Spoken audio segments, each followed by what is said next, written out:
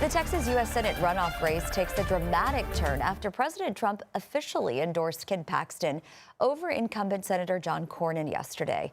This last-minute move could shake up one of the most watched races in the country. Daniel Peralt has more. I was waiting on a little announcement. Did y'all see that? Cheers at an event in Allen as Texas Attorney General Ken Paxton celebrated bagging the top prize, President Donald Trump's endorsement in the GOP Senate primary. His endorsement, in my opinion, is the most significant endorsement in my lifetime. So when he endorses, it has a tremendous impact. On Capitol Hill Tuesday, Republican senators expressed frustration and disappointment that the president endorsed Paxton and took so long to do so. They pushed heavily for him to back Cornyn, citing concerns with Paxton's scandal-ridden past. There are those that say whoever I endorse is going to win. I don't know if that's true, but historically that's absolutely true. I just don't like to say it. Trump called Cornyn a good man, but said he was not supportive of me when times were tough. In a social media post after the endorsement, Cornyn emphasized his closeness to Trump and lead into an argument that he's often made on the campaign trail. In November's general election against State Representative James Salarico, he says Paxton will be a weak nominee who jeopardizes everything we care about. When I asked him about an endorsement on Monday, he said he believed the ship had sailed. I think he doesn't want to disappoint some of his own supporters by picking sides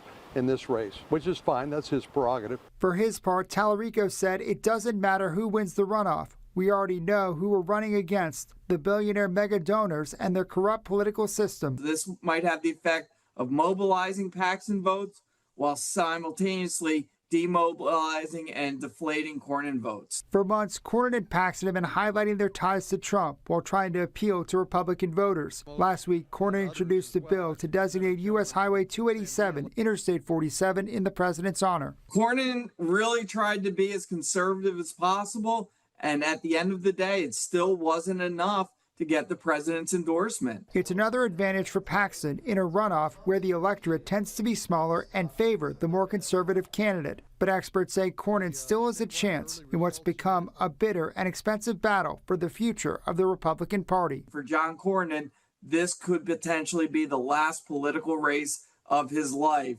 And if he leaves stuff in the tank, it's wasted. 6:38 now. A Texas senior is fighting for the chance to take one of the most important walks of his life. But just days before commencement, his family says they were told he would not be allowed to walk.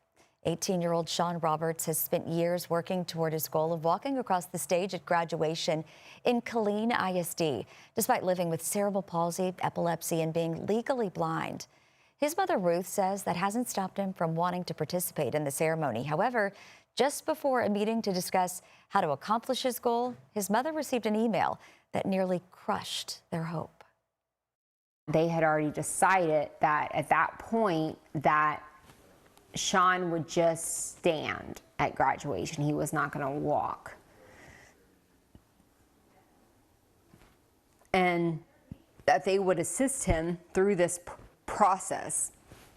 I just want them to see Sean. I want to see that they see that he can do it, because I know he can do it. I know he can walk. On Friday, she shared that she got a call from Killeen Superintendent Roberts. Now has a meeting later this week to discuss accommodations for Sean to walk at graduation.